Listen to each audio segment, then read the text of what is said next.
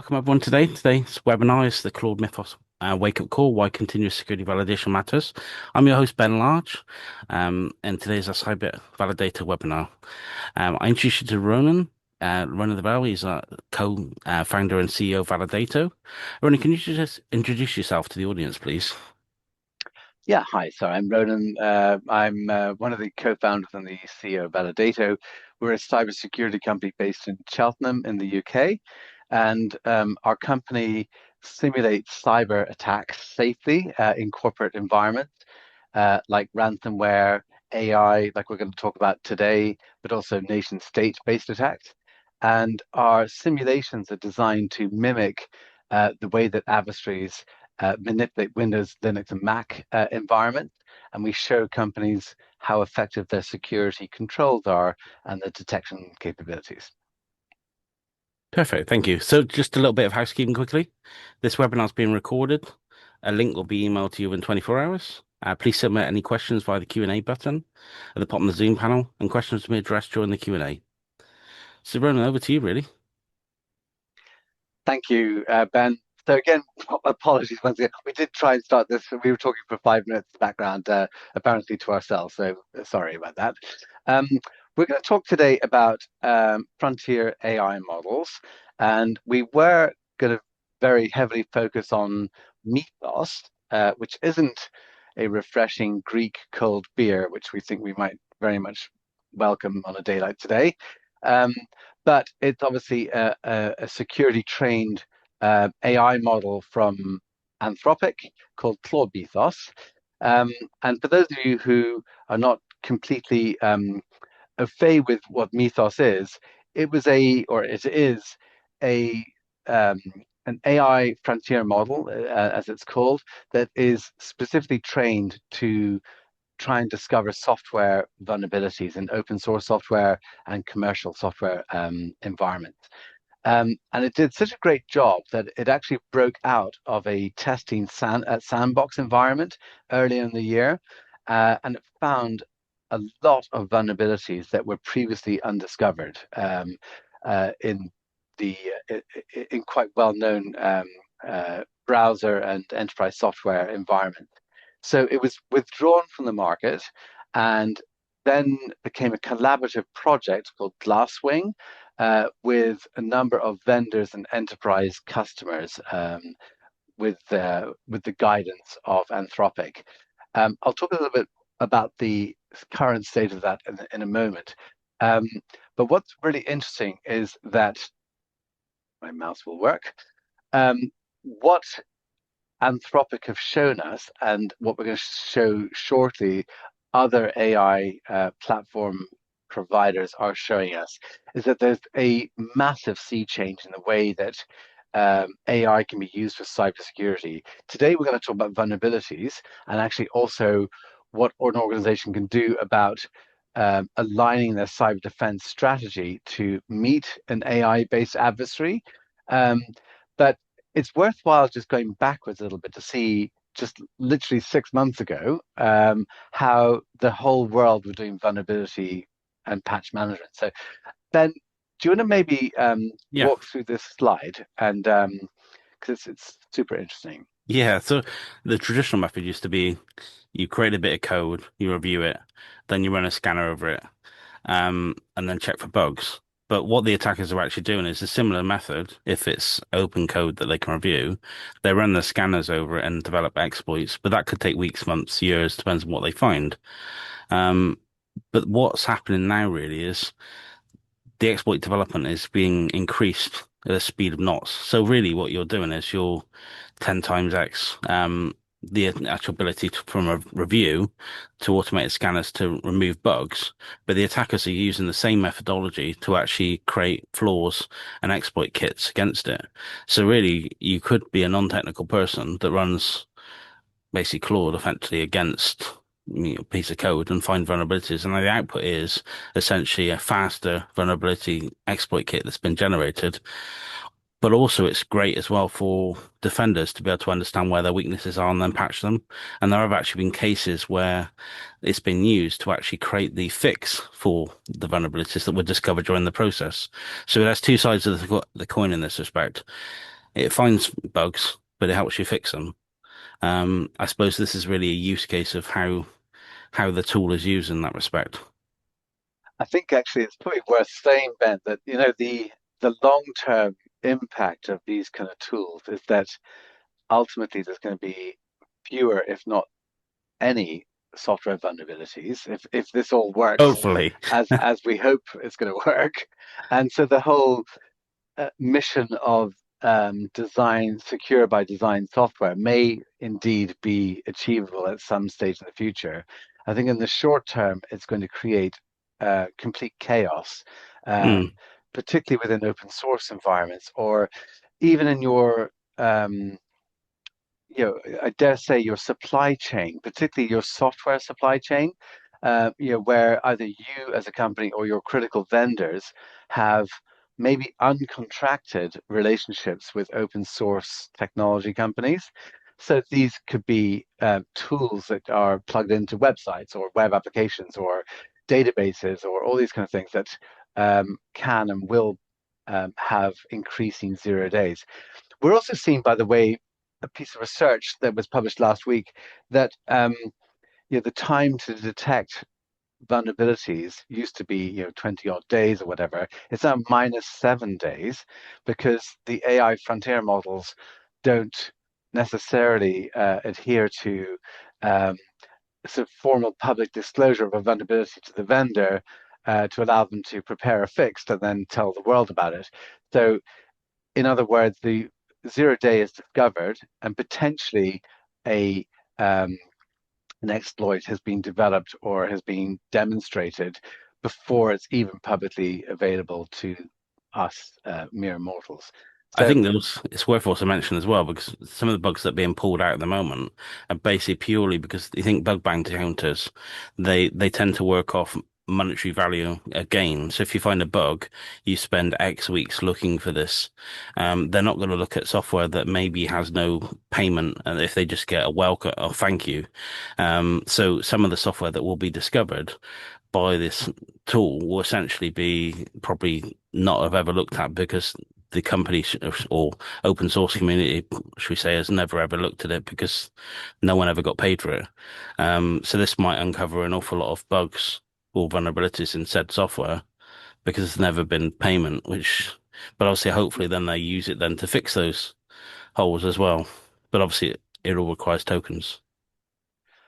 yes, and on that topic, so 9th of June, a couple of weeks ago, Anthropic um, released what they called Claude Fable 5 and Mythos 5. But Fable 5 is basically the public version of what was Mythos, except with some very strict guardrails around it, um, particularly ones that removed the ability to use Fable 5 for cybersecurity, and I believe biochemical or biological use cases as well. Um, and then 24 hours later, they received a cease and desist notice from the US government preventing any non-US citizen from having access to those models, including non-US citizens based in the United States, but also non-US citizens working for Anthropic, um, which has been quite a surprise. It's not actually the first time this has happened. It's happened in other instances with other technologies in the past, but it's the first time it's happened with such a groundbreaking, um, revolutionary kind of technology like this. There are many rumors going around, which I think probably on this webinar we won't go into, but nonetheless, at the moment, Fable 5 and and Mythos has been withdrawn. I don't, Ben, if you want to make a comment about that. Yeah, it's I suppose there's lots of should we say reasons why things will be held back. I suppose sometimes things are too powerful for people sometimes to occasionally be used. So there is always, like any tool out there, there's a level of responsibility to use it. There are lots of tools that are used in the security community that are dangerous if used improperly. So it's like anything. Objects can be used to form harm, but also be good for good, would be my view of that one. Indeed, and I think probably the other interesting fact is that while Anthropic's model has been withdrawn from the market, essentially, other um, AI platforms are continuing to develop their own frontier models. So Google, OpenAI, DeepSeek, they're the ones that we know about. There are obviously probably others, many others also, developing their own cybersecurity trained models. Um, and DeepSeek have already indicated that they will be releasing their version essentially of Mythos in the very near future. Um, and I think Ben, you alluded to token-based pricing, which is very much the US model. I think you'll probably find with other models like DeepSeek, the commercial argument is going to be potentially much more attractive. So it depends on where you lie as to how comfortable you are using um, other nations' AI platforms to do cybersecurity work. But nonetheless, I think the point is that um, the application of AI within cybersecurity is not going away. It's going to get more and more sophisticated. And as defenders, we need to prepare ourselves for that world. Um, so the NCSC call this a patch wave. Um, some commentators in the United States are a bit more effusive and call it a tsunami, but nonetheless, there is very serious and official guidance warning UK citizens, and actually I'll go on a little bit about other wider than the UK in a moment.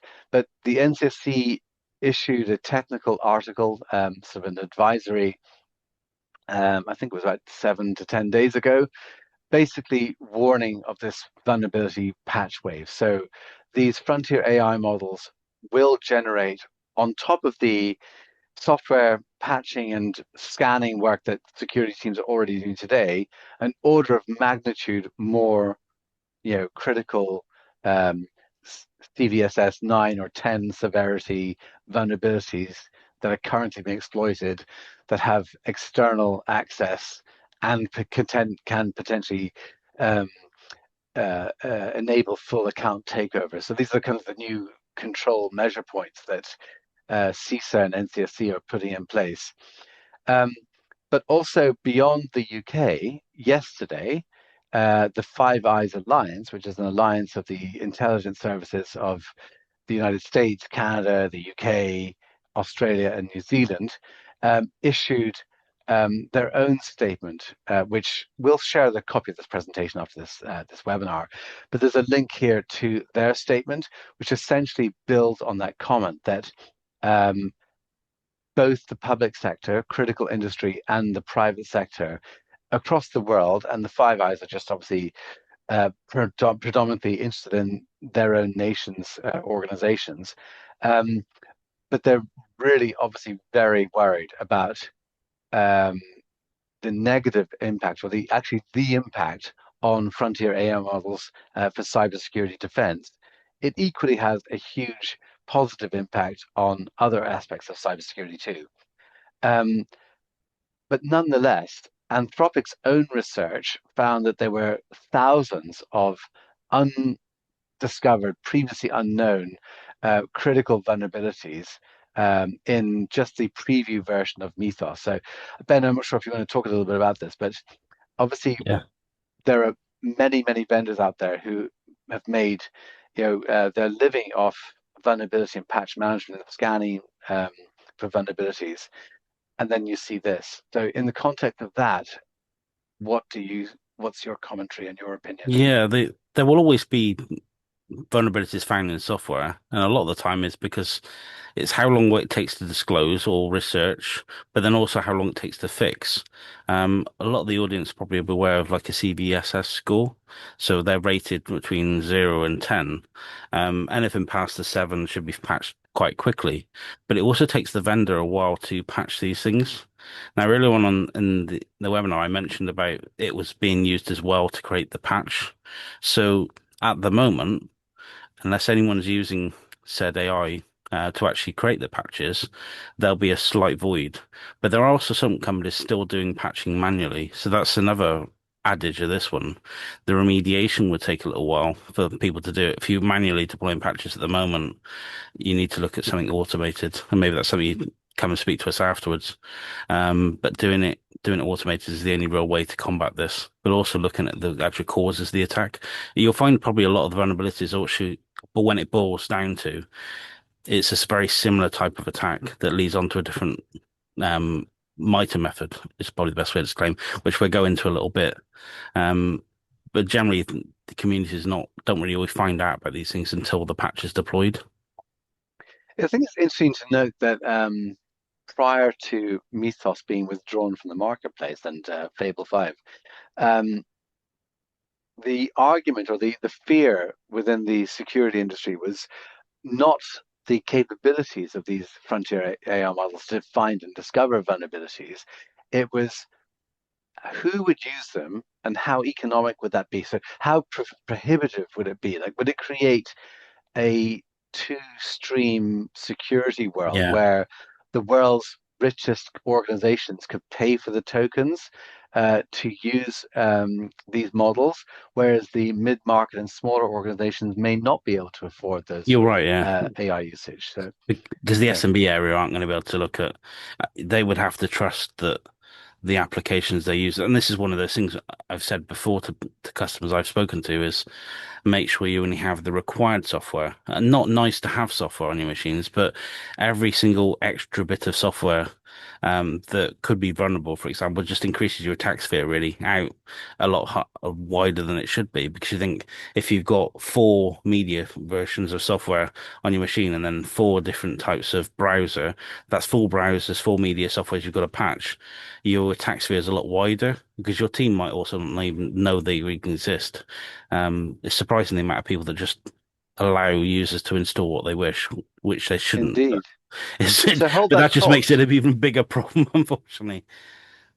Hold that thought because the number one recommendation from the NTSC 10 days ago, but the number one recommendation from the Five Eyes Alliance yesterday is that the most important, the most critical thing in all of the cybersecurity realm that you are already busy in is your company's and your organization's external attack surface cyber risk. You Mm. have to understand what it is, you have to get a handle on it, and you have to reduce that risk. That's the first and most important thing that all five intelligence services announced yesterday. Here, so Validato, my company, has a view on external attack surfaces. And luckily for Cybit, because this is actually Ben, your company's Yeah, I external know. attack Yeah. surface view, you're looking really, really good. So an A grade is essentially gray and boring from an outside adversary's perspective. And gray and boring is kind of where you need to be in this new world. So you don't want to have um, externally accessible assets that have either known or unknown software vulnerabilities that could be exploited, where the adversary can somehow maybe make their way from the outside to the inside. And there are many, many attack paths and adversarial behaviors that can demonstrate how people can get from an outside world into an inside world pretty easily. So this is ultimately where everybody needs to be. So if anyone on the call today is not already monitoring their external attack surface, it's not really Ben and Ronan saying this, it is the NCSC and other agencies. You really need to get a handle. Technologies in this area can be very cost effective and monitor continuously. So you need to have a everyday refreshed view of this, not sort of once a month, once a quarter type thing, or definitely not once a year. Um, the other thing that Anthropic did, so Anthropic also provided their own analysis of um, the frontier models and the Mythos research that they were doing within Project Glasswing. And between Anthropic, the software vendors, and large enterprise customers, I think JP Morgan Chase, for instance, is one of the organizations involved in Project Glasswing, um, is that they basically say you also need to look at your internal attack surface. So start with the external attack surface and very rapidly move into your internal attack surface. So how do you reduce the propensity for an adversary, so either a human, a bot, or now an AI agent, to exploit your Windows, Linux, and Mac environment in particular? And the first recommendation that they make is that you need to really harden your network default configurations. Um, that sounds like a flippant statement to make and maybe an easy one. It's actually really complex. So everybody can harden, everybody can restrict and turn everything off, but then for most organizations, they'll stop working. And you'll have business users complaining they can't do their jobs. So the the necessity to restrict functions that are being exploited by adversaries but that don't kill business processes is the key visibility that you need to be looking for. Um, we may have a little story about that in a second. Um, Obviously, multi-factor authentication, if you're not using that already, is a very key thing. The other third recommendation is keeping comprehensive logs. Uh, and this is particularly for detection and response purposes. And again, that might be another flippant response. You think, well, obviously we have logs, we have a SIEM, we might outsource our detections and our MDR to a third party. But particularly in Microsoft environments, it's not an assumption you can make that certain log data is generated and sent to your SIEM. So if you want to create alerts in your SIEM, you absolutely need to confirm and validate that the log data from your systems, the events that are happening in your systems essentially, are being generated and sent to the SIEM so that you can create the right alerts and alarms. So I that's a think even on critical that one, thing. just so the audience, even just keeping logs. So if you ever have an event, you need to be able to prove, for a GDPR point of view, exactly what actually went on. Logs are really the only way, for some customers, they can actually prove what actually happened. Someone has to, unfortunately, trawl through the log events, even if you don't have a SIEM off the local machine. If you haven't got anything, you'll struggle to prove it from a GDPR ICO point of view. So ensuring that's logged and collected somewhere, even if you stand up like open source version and send all your logs to it and just don't do anything with it, it's there when you need it. I mean, indeed. I mean, so um, some of the people on the call today may be aware that in the European Union, there are new pieces of legislation in place. So in financial services, there's the DORA regulation, and in 15 critical industries, there's the NIS2 regulation that basically compel regulated entities to, at any point in time, demonstrate their operational resilience to cyber threats.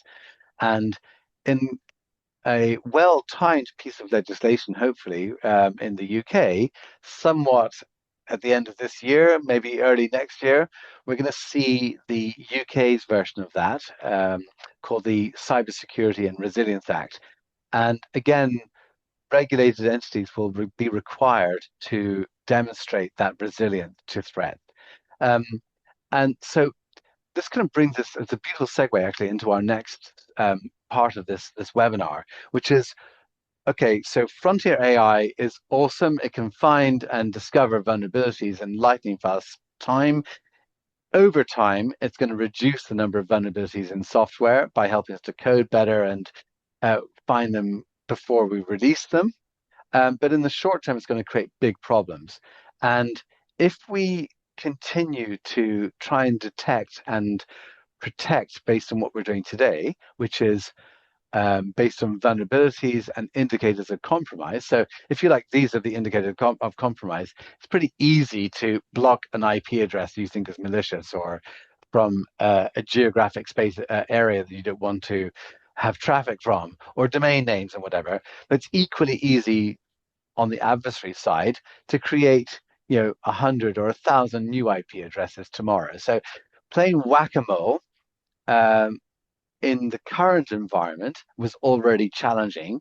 In fact, I would argue that the topics of vulnerability management and IOC tracking and detections is probably the single biggest source of stress and burnout within cybersecurity operations teams. Um, so it was already really challenging. I think if you have an AI automated adversary, it's just going to be impossible. You have to think of a different way to do security. And luckily for the world, in 2014, an organization in the US called MITRE, so non-commercial governmental organization, um, looked at thousands of cyber attacks and also the military context. So TTPs, so tactic, techniques, and procedures. If anyone is from a military or ex-military background, you'll be very familiar with those terms. It's basically what are the behaviors that the adversary is employing? Because if you can align your defenses to prevent those behaviors, it's really tough for the adversary to be successful. It's tough, it's expensive, it's time consuming, and they require knowledge to do something different. Whereas all these other methods are, a little bit annoying, but it's pretty easy as it says here, trivial to be able to bypass. So MITRE ATT&CK is this almost like a roadmap that shows the world actually there is a behavioral framework to help defenders to align their defenses against human bot and also now AI based attacks. And I'll talk about the AI attacks in a second because it's still very relevant within this MITRE ATT&CK framework. So many people will have heard of MITRE ATT&CK. Fewer people maybe understand what it is, other than the fact that maybe their endpoint security tool or their SIEM platform or their managed service provider says, hey, we blocked this, we detected that, and here's a MITRE T code, like a T reference number. Um, but actually, what it is a mapping of thousands, tens of thousands of cyber attacks and incidents around the world that the MITRE team analyzed. And they found actually that there is a logical sequence, there's a left to right progression, if you like, of how adversaries um, build up their capabilities so they gain initial access, how they can execute malware, um, elevate their privilege, get access to higher levels of credentials, etc., get your data, and even get out. Um, and within the MITRE ATT&CK framework are these techniques and sub-techniques. And these are the things that we want to focus on because actually, while there are 700 odd techniques, you probably only need to care about 25 or 30 of them. And I'm going to show you why in a second. So if you just compare that with your vulnerability scanning world, so you scan your systems for vulnerabilities, and you have a to-do list of, I don't know, 50, 150 vulnerabilities.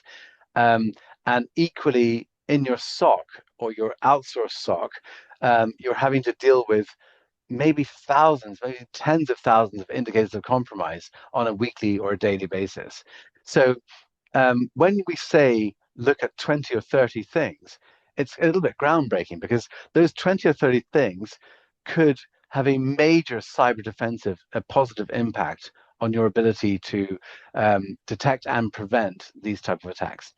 By the way, just out of interest, the reconnaissance and resource development phases of MITRE ATT&CK are exactly what the NCSC are talking about. So when they say, look at your external attack surface risk management, it is to prevent these two things here, these two phases of the kill chain.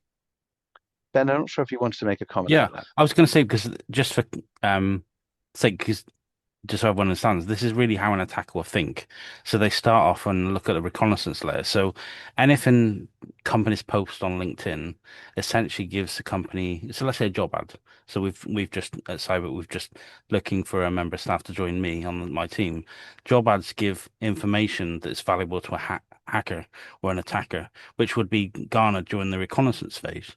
Domain information, scans to the outside, each piece of the puzzle gets built up, and each of these steps that in the MITRE ATT&CK frame are essentially all how an attack would progress inside a business. So from a board level point of view, they recon your company first, then they develop. an attack and then they start initial access. If you can stop it at one of these layers beginning, obviously reconnaissance is quite hard to stop per se. You can mitigate the risks, but once you start getting to initial access, execution, persistence, if you can stop an attack at any one of those points, the attack is gone. And to your point about the AI, if the AI attack is aimed at, let's say, an execution layer, boom, that attack is stopped at that point, and the machines are protected. As to Rona's point earlier about mitigating risk and actually locking down environments, some of the steps can be done when you basically mitigate risk and armor an environment and really nail down the systems. Obviously, not all are great for user experience, but some do really stop an attack before it gets in. Because you're thinking of your blast radius and dwell time inside the business. You think some of the ones in the news, I'm not going to mention names of companies, but they could have been there for months and months and months, and it would have been stepping along each one of these columns along the path to final command and control. That could have taken 6 months, but if you could have stopped it at execution or persistence, your attack's gone. And then an attacker more than likely will move on to someone else. Mm, exactly right. I think also, Ben, you have equally in the existing of the old world, if you were to block a malware hash, that might be great. But then Yep. if you change the malware hash ever so slightly, you've got to Yeah. detect that again and block it all over again. Whereas if you look at a behavioral approach and you say stop remote access software from being implemented, they can't go to your externally vulnerable web server and install remote access software, for instance, that might take control of that environment. So it's super interesting.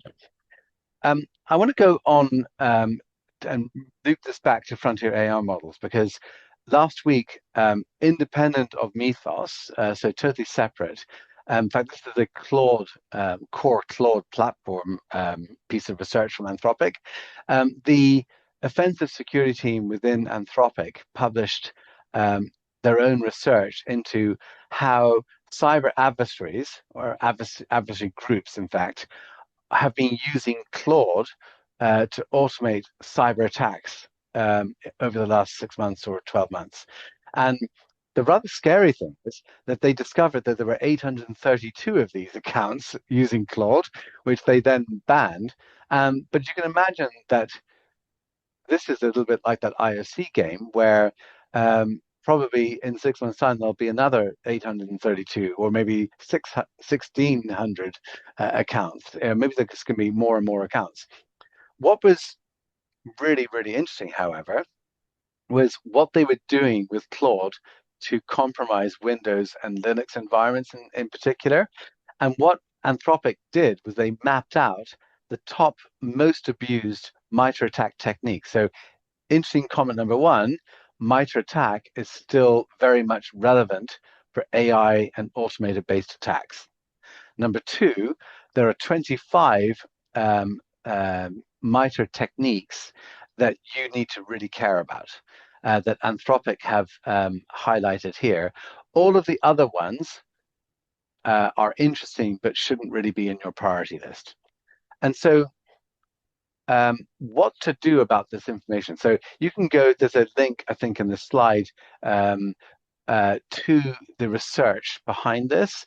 It's a very, very detailed piece of research. But what to do about it? Like, how on earth do you test your defenses against AI-based adversaries? And I dare say that maybe there isn't a single person on today's webinar that has not been asked that question either by a technical manager or a non-technical business executive. But are we okay against AI adversaries? So how do we know if we are okay against AI? Somebody using AI to automate cyber attacks.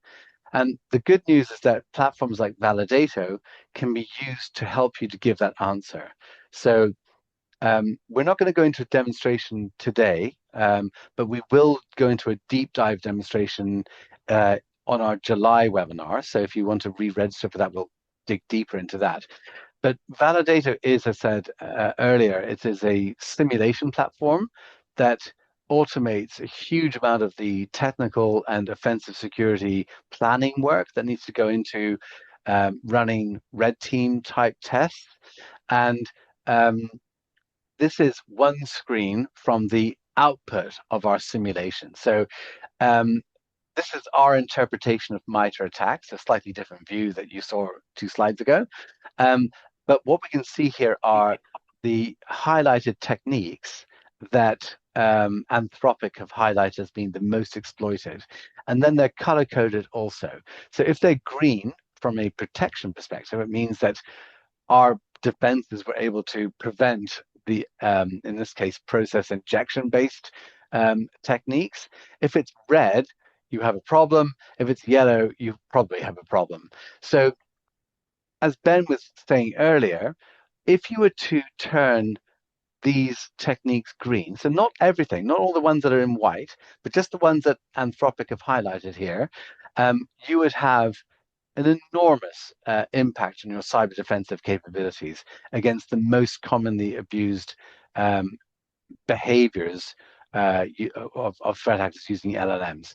So, behind the scenes here are all the, okay, so it's red, this is why it's red, what do we need to do about it, how do we make it green, all that kind of stuff. But the point is that there is a subset of attack techniques. And this is a slightly different piece of research. So this is some research actually carried out by my team at Validato, and not specifically AI and LLM based, but actually other, let's just call them more traditional um, cyber adversary groups. And when I say more traditional, I mean groups that are literally currently active right now, like UNC 5221 and Volt Typhoon, the Chinese state organization that hits a lot of telecom companies. Um, what this shows, it doesn't really matter what the threat group is. Everybody is essentially lazy. They go after low-hanging fruit. They go after functions within Windows and Linux where there's good knowledge for the most part. Um, and what this basically says is that all of these adversary groups here are going after a very small number of MITRE attack techniques. So you can have coverage across all of the relevant techniques if you want to, but um, in terms of cyber defense efficiency, we don't always talk about efficiency in cyber defense. It's quite often stressful. We're overworked, but actually we can have a huge impact if we just box a bit more cleverly. So with the Anthropic top 25, and some of the other things that we can give you within Validator around the most exploited attack techniques, we can start to preempt what today and even tomorrow's adversary is likely to exploit within your Windows, Linux, or Mac environment. So if you can better detect those and you can better prevent them, then you're going to be a lot less stressed in cyber defense, but you're going to be a lot more able to demonstrate your operational resilience. That's the whole point behind this. And MITRE themselves put this a slightly different way. So Ben showed you the life cycle essentially of MITRE attack. Um, MITRE's illustration here shows the same things that without all of the boxes and the techniques. These are simply the tactical phases of like how do they get initial access to a network, how do they execute malware, how do they gain persistence, maybe can they move laterally around your organization. And what MITRE says is that if the adversary gets beyond this level, they get into this like mystical impact zone. So they own you after this point. So the whole point about using behavioral models like MITRE ATT&CK is that it is a viable, it's a very cost-effective method, it's free to use. It's a free and viable model for defending against AI automated attacks, as well as bot attacks, and also human adversaries as well. And that there are opportunities to deny the threat actor from being successful by blocking unnecessary access to functions. So if a business user does not need to use Windows Command Shell, remove it from their profile within Windows because adversaries go after that function on a very frequent basis. And I think that's you the make whole a good point point there here. on that one. You make a good point on that one as well, because just for the audience, you think if an attack gets the execution and persistence phase, that's when your MDR teams are going to start kicking in if you have an MDR service or an EDR service, or if the IT team are going to have to interact with something. But once something's landed, executed, and installed, that technically becomes GDPR territory and ICO territory because you have a breach of the CIA, so confidentially. most of the availability of the data. So you think things like this are going to cause you a problem for things like the ICO. So it's best to actually stop it at the execution phase. So there are some things like Python, for example. How many users need to use Python? Block it if you Exactly. don't need it. Yeah. That's one of my techniques. PowerShell, okay, there's an argument there. Some people need it, some people don't. Then you put exclusions in for other people, put them in different groups and allow certain people different rules. But you're minimizing your attack sphere because if half of your business are allowed PowerShell, for example, because they need it for, should we say, development reasons, that's fine. But you've minimized half of the business. So half of your attack sphere is gone in that level of attack. But it just means you don't actually have a massive or critical impact go on because I you've think got to think the about last thing I'd afterwards. like to say on that, Ben, is that while frontier AI is very new, and people might think that the response, the defensive response to meet that challenge is potentially next year or the year after kind of timeline. It isn't. It's available right now in platforms like Validato with Cybit Mm. services. It's affordable. It's been available for 2 or 3 years already. It's just that um, frontier AI models evolved and the use case just expanded. Um, I think hopefully we've triggered some curiosity and some questions in your mind, but we would be very happy to take some questions from you if you have any. And I Yeah, believe, we've got one question, yeah, haven't we, for this one? How should security leaders translate continuous validation insights into something actionable and meaningful at board level without overwhelming non-technical stakeholders?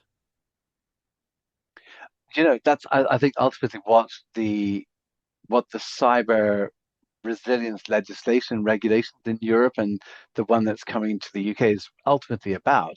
It's about um, how do we stop cyber from being this thing in the basement or in some ancillary office and actually use it to demonstrate our resilience, like our operational resilience.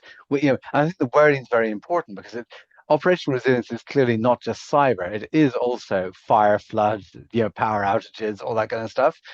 It's just that cyber is now a critical threat to businesses, and you need to manage the risk of that threat. So first thing there is to have visibility on the risk. So external attack surface, internal attack surface, and present clear information on how resilient you are. And if you're not resilient, what needs to happen to plug those gaps. Um, and the tools that we showed you today in screenshots kind of provide that. But again, as we mentioned earlier, on the July webinar, we'll go into a lot more technical detail on a deep dive demonstration. I think to add to your point though, it's just one of those analogies. It's when people say fix the roof when it isn't raining. Obviously, it's topical at the minute. It's baking in the UK for most of us, but you need to know really where your weaknesses in your business are, and then to fix them. Spend the time to fix them to make sure an attacker doesn't take advantage of them against you, and then it becomes a bad day. So it's better to use a tool like this to actually know where your weaknesses are, then work with your teams internally if you're in a managerial position to then set up a task and say, well, we're going to fix this, we're going to fix this, we're going to reduce the risk in this. So from a board point of view as well, that you will have a series of holes in your business at this moment, but you probably aren't aware of them. So it's just a case of finding out where they are and then moving on from there. Indeed.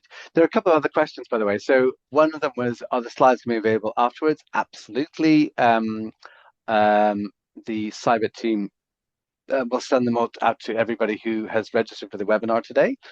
Um, Also, we probably should have explained this a little bit clearer at the very beginning of the webinar, because there is a question about how does Validator and Cybit work together to protect businesses with this new frontier AI models. So obviously, we're the technology vendor. We're the testing platform, if you like. I think, Ben, do you want to talk about Cybit and your Yeah, well, services capabilities? so our team will work with customers. So basically, what we'd do is we'd get the validator scan and work with the customers on our with our professional services and support team to actually mitigate the risks and the errors for the business. So it could be a case of we customize a build for you, work with you on reducing the risk, but that would be done through our professional services and support team. And the tool can be run on incremental basis, so let's say every quarter, to then understand where your risks are. So builds don't do change occasionally for some companies. Absolutely. There's another question here about using the Claude Mythos wake-up call as a catalyst. What are the biggest technical and budgetary hurdles that organizations will face when transitioning from point-in-time penetration testing to continuous security validation? That's a really, yeah, it's a very important point. So I don't think that penetration testing is going to go away per se, but I think it's going to need to become a lot more automated and um, validating your internal security posture, just like we showed on the external side, where you have a daily view on risk. You know, Sybit's posture was an A grade. You know, essentially, made the point of grey and boring. You need to have the same thing for your internal posture, and if that's a once a year thing, it's the wrong answer because obviously um, we already were looking at time to detect, time to carry out attacks just with humans and bots in much faster speed than it was 3, 4 years ago. With AI, some attacks will be over potentially before we can even detect them. That's another topic for a whole new webinar, actually. Um, so there is I think the biggest challenge, by the way, for the person who asked this question, is that there's going to be a transition period. So you absolutely need to have a strategy to move to continuous security validation. I mean, um, that's a given, I would say. Um, it doesn't have to be with validation. It could be there are other options available. Um, but I think trying to change mindsets and culture is one of the biggest challenges, I think. So it's less of a technical challenge and more um, of a cultural and acceptance one. Um, and I think, the budgetary hurdles argument is interesting because, as Ben said, it's it's quite easy to justify budgets when you have a crisis. Today, my social streams are full of adverts for fans that you can plug into your ceiling wall light fitting or air conditioning solutions because today's really hot. Next weekend is going to be quite cold. So probably selling air conditioners on those days is not going to be so effective. Same thing with security. So I think probably in short, it will be an adoption curve. There'll be early adopters. There will also be laggards at the end of the industry. And I think the early adopters will be those that are the most risk averse. They want to get a handle on their risk and manage it correctly. The next wave, I think, will be regulatory regulation and legislation influenced buyers. So the UK Cybersecurity and Resilience Act will have an impact. People will use it to justify we need a much more real-time view on our risk. We need to test on a weekly or a monthly cadence and basis. So that's probably my two things I would say. Yeah, I agree. That obviously pen testing from a point in time point of view, most of the pen testers use tools that have been around for a while. So some of the attacks in them are just from a compliance point of view, they have to stick to a certain standard. So some testers don't get inventive on new ways to attack systems. So some do, but some of them are based on time because if you buy a pen test on days, they're going to do what they need to do as a minimum. Whereas continuous validation will keep on having a go at it per the MITRE and just see what you find. Some pen testers will only just, find what they see, but it's all down to also skill set of the person as well, pen testing wise, because you think you'll get one pen testing group that's great at one thing and they might be weak on another. So whereas this just gives you the whole MITRE attack framework to bend, and from using active attacks effectively, because you think some of the tests are actually what actual real attacks have actually occurred. So it's like some of the ones that have been in the press, they're actually in the tool set to actually test against the environment. So you can see how you'd fare against, I mean, Fancy Bear or one of the other main members out there. Yeah, absolutely right, Ben. So thank you very much, everyone, for your time today. I think there are no further questions unless you have an Oh, additional there's one. burning one you want to ask. Yeah, I've got one. But Oh yeah, go Yeah, ahead. go on. So, for non-technical sectors like retail without a dedicated cyber team, what are the best strategies to manage a broad attack surface and allocate limited resources? Additionally, how can IT leaders prevent helicopter management and knee-jerk reactions from senior executive?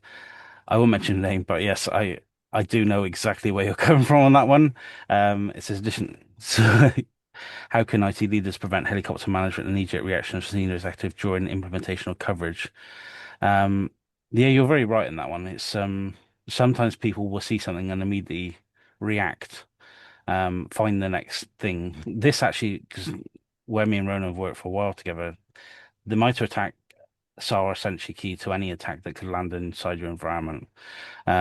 It's something that a lot of people have overlooked for a long time. They've looked at let's put an AV in, let's put a this in, let's put a that in, but really when it boils down to an attack itself is a MITRE attack framework. Obviously, a long ago it wasn't called it, but now that's what it's referred to. Um, Things like retail about a dedicated cyber team. You've got obviously it depends on the situation. I've always um I would always say segment some of the areas. So things like point of sale systems should be segmented to some of the office environment as well. You got to think of blast radius inside an organization. If you think in a retail, you always need to take cash in. You're selling things, you're operating. You've got your limited time, but there are things you can do like segment the network, or for example, sinkhole certain IPs or domains and things like that from the lists that are provided out in the internet.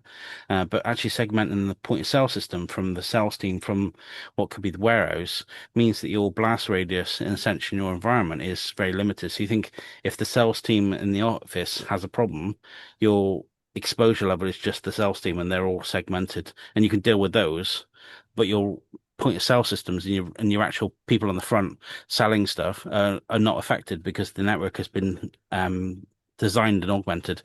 If you want on that one, you've got my details from this. Contact me. I won't name you on this call, but contact me and we can do a proper thorough call with you if you want. I'll try and help you out, see where we can get you some ideas and to actually help you with the management point of view. I've seen that myself in my career, so I know where you're Yeah, coming from. But I I'm think more than I happy to think it's take that also on another about time too. visibility and understanding what the impact of a threat might be. So, and also maybe taking the work off your shoulders. So, Yeah, Cyber has a bunch of managed service offerings, particularly, also around people like Validator too. So you can run tests to give visibility that actually we're really well covered, or we're not really well covered. So we need to do some work over here, but we're okay over there. So yeah. I think probably we're at the top of the hour. So we'll wrap up for today. We will send um, the slides out to everybody. And actually, I think also recording maybe will be available also. Um, and from my behalf, thank you very much for attending today. Thank you all today.